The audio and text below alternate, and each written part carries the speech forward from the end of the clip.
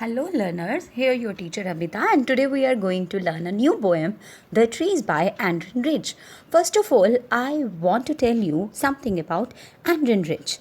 Andrin Rich was an American poet, essayist, feminist. She was born on 16 May 1929 and died at the age of 82 on 27 March 2012. Andrin Rich was a famous poet, essayist, and feminist.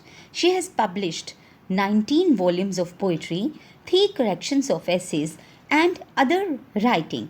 She was also awarded the Shelley Memorial Award from the Poetry Society of America. इस poem का symbolic meaning है और trees यहाँ पे एक extended metaphor के रूप में लिए गए हैं. ट्रीज़ की तुलना औरतों से की गई है.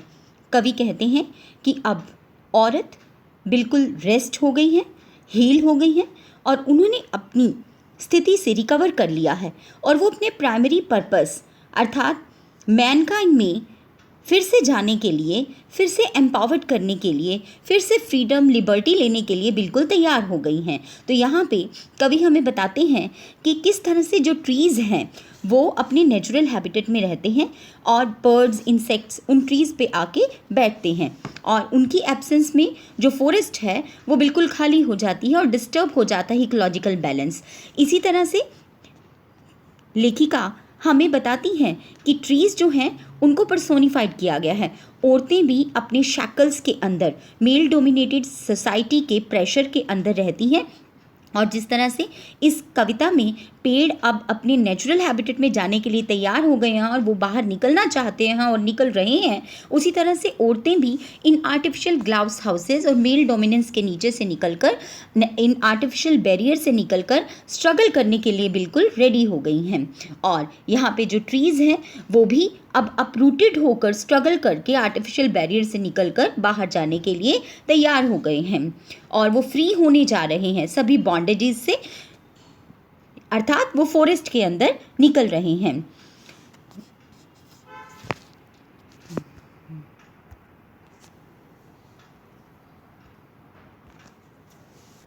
जिस तरह से प्रकृति की किसी भी वस्तु को अगर कैद करके रखा जाए तो कभी भी वो अच्छे से ग्रो नहीं करती, ना वो प्रोग्रेस करती है, ना वो डेवलप होती है, क्योंकि हर चीज़ को लिबर्टी चाहिए, फ्रीडम चाहिए.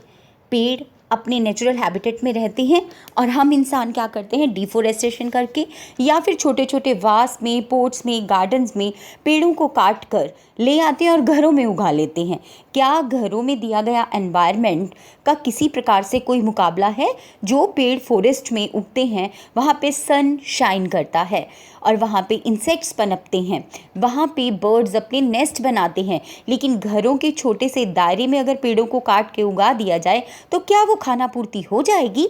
बिल्कुल नहीं. तो इसी तरह से कभी हमें यही मैसेज देना चाहता है कि किसी भी चीज़ को शक्ल्स के अंदर रखना और उनको आर्टिफिशियल एनवायरनमेंट प्रदान करना, उनकी लिबर्टी को, उनके फ्रीडम को छीन देना, ये बिल्कुल भी अच्छी बात नहीं है. तो यहाँ के पेड़ जो हैं, यहाँ पे पेड़ों को एक मेटाफर के रूप में लिया गया है और उनका वुमेन के साथ तुलना की गई है. वुमेन भी मेल डोमिनेटेड सोसाइटी के नीचे प्रेस होकर, सबड्यू होकर, दबकर शैकल्स के अंदर रह गई है और पेड़ों की तरह वो भी अब बाहर निकलने के लिए लालायित हो रही है और पूरे प्रयास कर रही है कि किसी तरह से वो अपने नेचुरल हैबिटेट में निकलकर एम्पावर्ड हो जाए. सो डियर लर्नर्स, अब हम स्टार्ट करते हैं पोएम की recitation, meanings of difficult word, line by line explanation and used poetic devices. Let's start. The trees inside are moving out into the forest. The forest that was empty all these days, where no birds could sit, no insects hide, no sun bury its feet in shadow. The forest that was empty all these nights will be full of trees by morning. तो यहाँ पे एंड्रिन rich बताती हैं कि पेड़ घर के अंदर से बाहर निकलकर जंगल की ओर भाग रहे हैं. ये जंगल पिछले कई दिनों से खाली पड़े हुए हैं, अर्थात जंगलों में अब कोई पेड़ नज़र नहीं आते क्योंकि इंसान इतना स्वार्थी हो गया कि उन्होंने पेड़ काट के, डिफोरेस्टेशन करके सारा जंगल उजाड़ दिया है. जहाँ कोई भी पक्षी उन पर नहीं बैठ पाता, क्योंकि पेड़ में नहीं है, जंगल में, तो पक्षी कहाँ बैठेंगे। ना ही कोई कीट अपने को पेड़ों में छुपा सकता है। वहाँ कोई भी सूर्य की झुलसती हुई किरणें या धूप वृक्षों की छाया में अपने पैरों को नहीं छुपा सकती। वो जंगल पिछली कई रातों से पेड़ों के बिना खाली हो गया था, लेकिन प्रातःकाल तक पेड़ों के वापस आ जाने से भर जाएगा। तो यहाँ पे एक ऑप्टिमिज्म दिखाया गया है और कवि ये कल्पना करती हैं कि पेड़ जो हैं वो अब फिर से घरों से निकलकर जंगलों में आ जाएंगे और जंगल फिर से पेड़ों से हरे भरे हो जाएंगे। तो यहाँ पे एक सिंबॉलिक मीनिंग लिया गया है। Now I am going to tell you the meanings of the difficult words. Empty, vacant, insect, small, anthropod means कीट कीड़े, bury means to hide thing in sand, shadow means shade.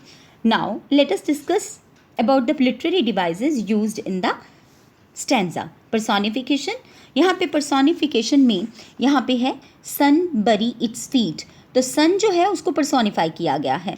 Enjambment अर्थात एक sentence का और अगली line के साथ ही जब कॉन्टिन्यूशन होता है और कोई पंक्चुएशन मार्क बीच में यूज़ नहीं किया जाता तो उसे एंजैम्बमेंट कहते हैं। तो यहाँ पे आप देख रहे हैं the forest was that was empty all these days where no birds could sit no insect hide bury. ये पूरी लाइन कहीं भी आपको कोई क्वेश्चन मार्क, कोई फुल स्टॉप, कोई कोमा नज़र नहीं आएगा, तो ये एंजैम्बमेंट है। एनाफोरा मीन्स दो लाइन्स जब एक ही शब्द से स्टार्ट होती हैं, एक ही फ्रेज से स्टार्ट होती हैं, तो उसे हम क्या कहते हैं, एनाफोरा। जैसे आप देख रहे हैं कि ये दो लाइन्स हैं, no bird could sit, no insect hide, no sun bury its feet. तो यहाँ पे नो से दो लाइन स्टार्ट होती हैं, तो ये क्या है, एनाफोरा। और यहाँ पे बहुत खूबसूरत इमेजरी का इस्तेमाल किया गया है। The trees inside are moving out into the forest. तो देख रहे हैं आप, एक तस्वीर सी बन जाती है, एक सीन क्रिएट हो जाता है हमारी आंखों के सामने। पेड़ जो हैं वो जंगलों में से are moving out into the forest, वो घरों से निकल जंगल की तरफ जा रहे हैं, वो बाहर निकल के जंगलों की तरफ जा रहे हैं। तो एक तस्वीर सी बन जाती है हमारी आंखों के सामने। चलिए अब करते हैं next lines. All nights the roots work to disengage themselves from the cracks in the veranda floor, the leaves strain towards the small glass small twigs, stiff with exertion, long cramped pose shuffling under the roof like new discharged patient, half dazed, moving to the clinic door. So my dear learners, अब इसके अंदर जो भी difficult words हैं वो हैं roots. Roots means the extension of plants buried under the earth. Next है disengage means free, आज़ाद होना, remove. Stain का अर्थ है pressure. Twigs means small stem, exertion means efforts, cramped, restricted, boss, branch, shuffling, mixing, discharge, send out, dazed means stun. Okay, now let us know this stanza line by line. तो कवि यहाँ पे explain करता है, all night the root work, सारी रात अपने को आज़ाद करने के लिए रूट्स जो हैं वो वृक्षों की काम करती रहती हैं। बरामदे के फर्श की दरारों से बाहर आने के लिए वो स्ट्रगल करती रहती हैं। वृक्षों के जो लीव्स हैं वो शीशे से बाहर निकलने की कोशिश करते रहते हैं। छोटी छोटी टहनियाँ अधिक प्रयास के कारण अकड़ सी जाती हैं। लंबी एंटी हुई वृक्षों की टहनियाँ मकान की रूफ, छत के नीचे से बाहर आने के लिए ऐसे मचल रही हैं जैसे नए और अभी अभी हॉस्पिटल से छुट्टी मिलने के बाद डिस्चार्ज हुए पेशेंट भौचक्के से अस्पताल के दरवाजे की ओर भाग रहे हों। So this was the explanation of this stanza. Now let us come to the literary devices. सबसे पहले एंजैम्बमेंट, कैसे, continuation of sentence to the next line. The leaves strain से लेकर हाफ डेज तक कोई भी पंक्चुएशन मार्क नहीं है। आप देख सकते हैं यहाँ पर the leaves strain towards से लेकर आगे हाफ डेज तक फिर कोमा आता है, उससे पहले कोई भी पंक्चुएशन मार्क नहीं है। तो ये एंजैम्बमेंट पोएटिक डिवाइस का इस्तेमाल किया गया है। नेक्स्ट है simile. So trees are compare to patients. आप देख रहे हैं ना कि ट्रीज को पेशेंट्स के साथ कंपेयर किया गया है। देखिए, like newly discharge patient, last three line. Fine. So this is personification. Now let's continue with the next stanza. I sit inside, door open to veranda, writing long letters in which I scarcely mention the departure of the forest from the house. The night is fresh. The whole moon shines. In a sky still open, the smell of leaf and lichen still reaches like a voice in the room. So let's know the meaning of this third stanza. कवित्री यहाँ पे क्या कहती हैं? First of all let us know about the meanings of the difficult word. Scarcely means hardly, मुश्किल से. Mention means to refer. Departure, departure का अर्थ होता है लीविंग यानी कि गोइंग आउट. लिचन, लिचन क्या होता है? Crusty patches of bushes of fungus and algae on trees trunk having a distinct smell. Fine. So lichen काई जिसे हम बोलते हैं वो होती है. चलिए अब कर लेते हैं इसका मीनिंग. तो यहाँ पे पोएटिस एंड्रिन रिच मकान के अंदर अपने घर के अंदर बैठी हैं और कमरे के दरवाजे जो हैं उनके वरांडा में खुले हुए हैं. वे लंबे टाइम से कोई चिट्ठी, लंबी लंबी चिट्ठी लिख रही हैं जिसे वह ये बताती हैं कि जंगल में कैसे मकान से बाहर जा रहे हैं. जो जंगल हैं वो मकान से बाहर कैसे जा रहे हैं. यहाँ पे अब जंगल नहीं जा रहे, पेड़ जा रहे हैं, लेकिन जंगल कहा गया है. तो रात जो है वो बहुत ही फ्रेश है. पत्ते और काई जो है उसकी जो स्मेल है, फ्रेग्रेंस है, महक है, अभी भी एक आवाज़ की तरह कमरे में पहुंच रही है. So this was the explanation of this third stanza. Now let us know about the literary devices. Long letter, forest from, sky still, leaves lichen, आप समझ ही गए होंगे. ल स ल फ. तो यहाँ पे अलिट्रेशन डिवाइस का इस्तेमाल किया है. एंजैममेंट, फिर से वही डिवाइस यहाँ यूज़ की गई है. डोर्स ओपन से लेकर द हाउस तक आप देख सकते हैं. ये देखिए, डोर ओपन से लेकर द हाउस तक यहाँ पे कोई भी कोमा, फुल स्टॉप नहीं है. तो ये कौन सी डिवाइस है? ये आपकी एंजैममेंट लिटरेरी डिवाइस है. आगे देखिए, इमेजरी का बहुत खूबसूरत इस्तेमाल किया गया है. The poet has tried to create a scene in which she is observing all the things happening. The night is fresh. और उसके बाद into the rooms तक. Fine.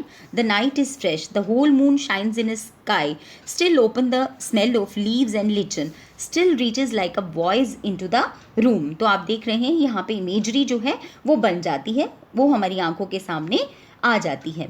नेक्स्ट है यहाँ पे लाइक का भी यूज़ किया गया है. सो लीव्स और लीचन की स्मेल को लाइक अ वॉइस जो है कहा गया है. तो ये क्या, सिमिली का इस्तेमाल भी किया गया है. चलिए अब आ जाते हैं नेक्स्ट स्टेंजा की तरफ. My head is full of whisper, which tomorrow will be silent. Listen, the glass is breaking, the trees are stumbling forward into the night. Winds rush to meet them. The moon is broken like a mirror. Its pieces now flash in the crown of the tallest oak. तो यहाँ पे पोइटिस कहती हैं कि उनका mind बुदबुदाहटों से, whisper से भरा पड़ा है.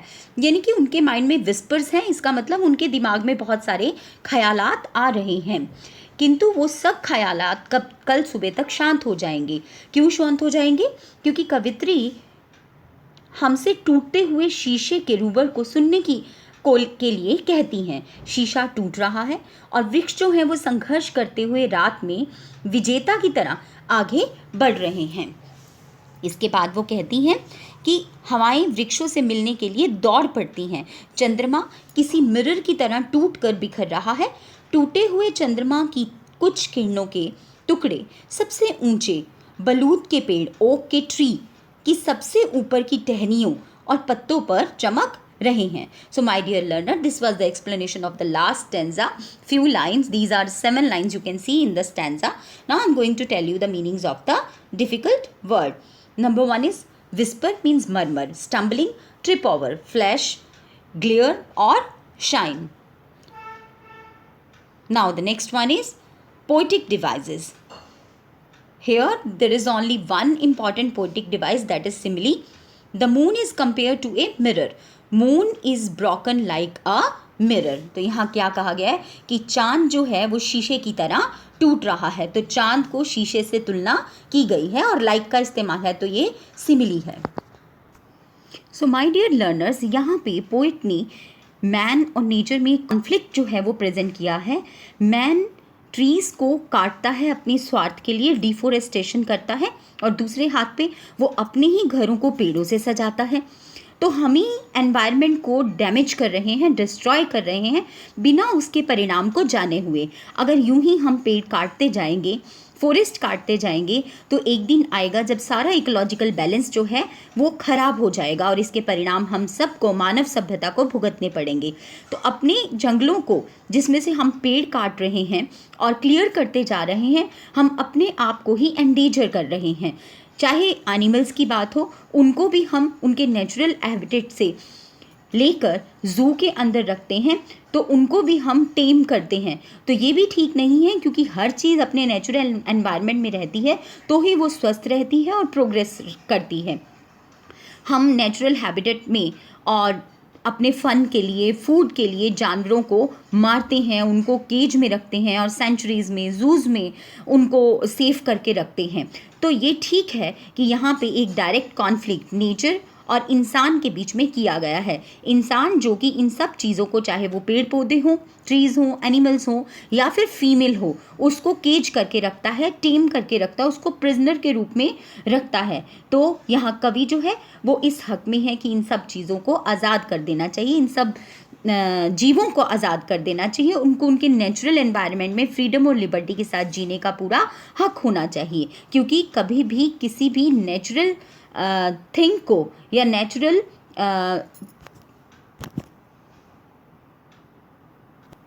बीइंग को अगर शैकल्स के अंदर रखा जाएगा, रिस्ट्रिक्शंस के अंदर रखा जाएगा, तो कभी भी मानव सभ्यता प्रोग्रेस नहीं कर सकती और हमारी जो नेचर है वो भी प्रकोप पैदा कर सकती है और एक दिन सब चीज़ों को तबाह कर देगी। सही मैसेज हमें कवि ने यहाँ पर दिया है। So the human being will set themselves free from this race and try to live a happy and peaceful soul. So dear learners, if trees are to be taken as a symbol for human beings, then the poem will define the efforts of humans to free themselves from the clutches of the desire to achieve everything.